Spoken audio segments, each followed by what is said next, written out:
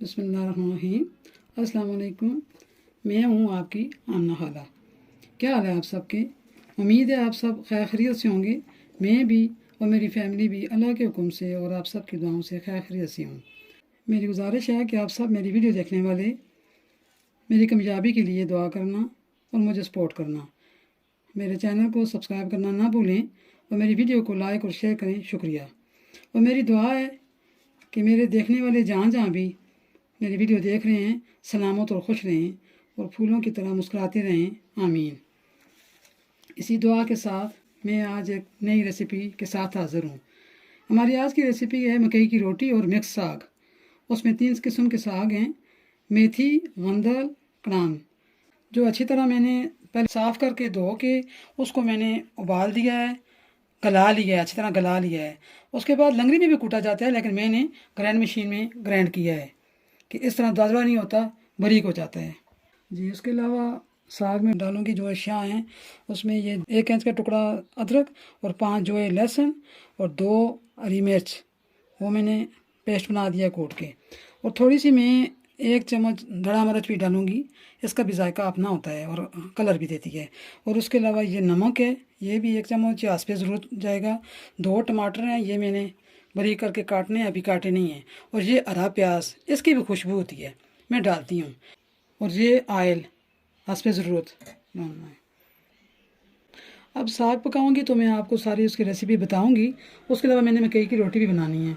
ये मकई का आटा मैंने चक्की से पिसवा के लाया है कि ताज़ा फ्रेश। तो इसमें मैंने छान के इसको, तो इसमें मैंने हंस पे ज़रूरत नमक डालना है 1 चम्मच। 2 रोटियां बनाऊंगी, उसमें जितना आपको हंस पे ज़रूरत चाहिए उतना नमक डालना है। और उसके अलावा पानी गर्म करके रखा हुआ नीम गर्म पानी से मैं इसको करूँगी, बनाऊँगी। और उसके अलावा मैं 1 चम्मच आयल भी डालूँगी, इससे रोटी नरम भी रहती है और जायका भी बहुत मज़े का होता है। बिस्मिल्लाहिर्रहमानिर्रहीम। अब मैं साग बनाने लगी हूँ।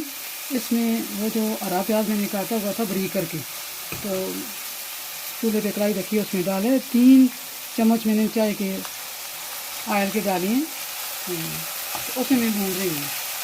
तो ये ज़्यादा ब्राउन नहीं करना, गोल्डन ब्राउन करना है।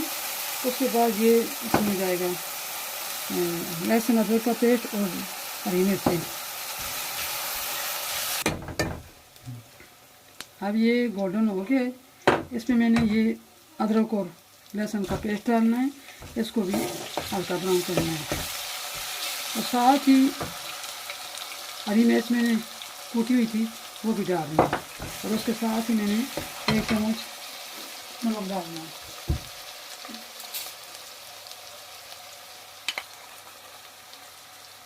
कम लगा तो फिर दोबारा डाल दूंगी, तो इसके वास्ते पे जाएगा।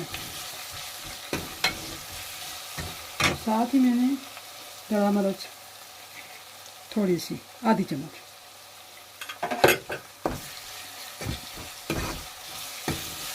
इसको ज़रा भून के टमाटर डालने हैं, तो टमाटरों को डाल के 2-3 मिनट के लिए भून के उसको थोड़ा दम देना है कि वो गल जाएं। उसके बाद साग डालना है। तो कोई काम भी करें, आग की सफाई रखें, बर्तन की सफाई रखें और बिस्मिल्लाहिर्रहमानिर्रहीम पढ़ना ना भूलें, इससे बरकत होती है और अल्लाह ताला भी खुश होता है। ये सब मेरे घर में खुशी से खाते हैं, साग और मकई की रोटी।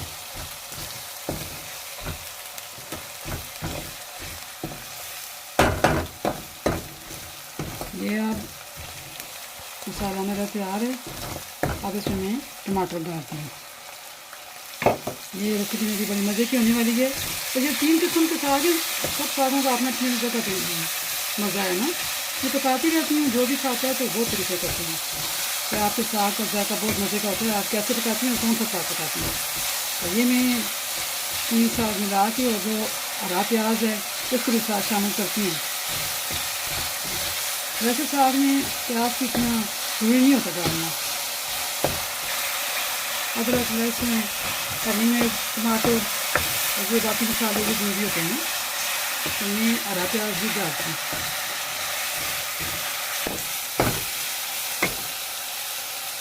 अब इसमें मैं थोड़ा सा पानी डालूँगी। थोड़ा सा पानी डाल के 2 मिनट के लिए ऊपर ढक्कन रख के उसमें पानी गर्म डालना है। गर्म पानी डाल के 2-3 मिनट के लिए उसके ऊपर ढक्कन रख के और मैं उसको छोड़ दूँगी ना 2-3 मिनट के लिए।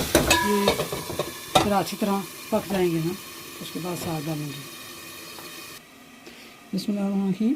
अब मैं मकई की रोटी पकाने के लिए आटा बना रही हूँ, तो इसमें नीम गर्म पानी डालती हूँ। तो आपको मैंने पहले बताया था, इसको अच्छी तरह छान के थोड़ा सा नमक डाला है और थोड़ा सा घी डाला है ना, तो उस तरह रोटी नरम होती है और बड़े मज़े की होती है। जी हाँ, मेरी ये ग्रेवी तैयार हो गई है। अब इसमें मैं साग डालती हूँ। बिस्मिल्लाहिर्रहमानिर्रहीम। ये देखें, खुद ही सोचें ये जब पक के तैयार होगा तो इसका जायका कितना अच्छा होगा, कितना मज़े का साग बन रहा है। और सर्दियों का मौसम शुरू हो गया तो सर्दियों में ये काम करना चाहिए ना, साग और मकई की रोटी, इसी तरह और चीज़ें। मेहनत तो बहुत होती है इस चीज़ में, लेकिन खाना पकाना तो करते ही हैं, तो इस तरह की मज़ेदार चीज़ें बना के खाएं, बच्चों को भी दें। ये देखें, इसमें मकई की रोटी थोड़ा सा इसको मैं पकाऊंगी 2-3-4 मिनट के लिए। इसको मैं इसी तरह भूनूंगी कि इसमें सारे मसाले सही तरह ऐड हो जाएं, इसका जायका अच्छा हो जाए। तो उसके बाद उसमें मैं पानी डालूंगी। तो साग मकई की रोटी, तो शोरे वाला साग होगा तो उसमें मकई की रोटी कूट के खाएं तो कितना मज़े का होगा। या फिर तंदूर की रोटी गंदम की, वो भी खा सकते हैं। तो मुझे तो इस तरह मकई की रोटी और इस तरह का साग बहुत अच्छा लगता है, इसलिए मैं आपको भी पका के दिखा रही हूँ कि आप भी एंजॉय करें, ट्राई करें।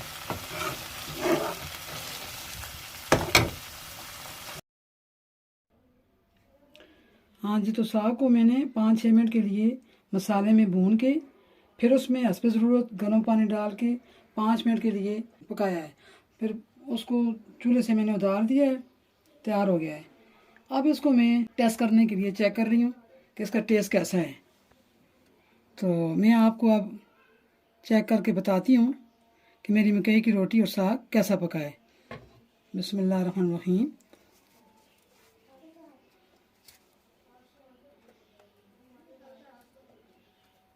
ऐसे बिस्मिल्लाहिर्रहमानिर्रहीम।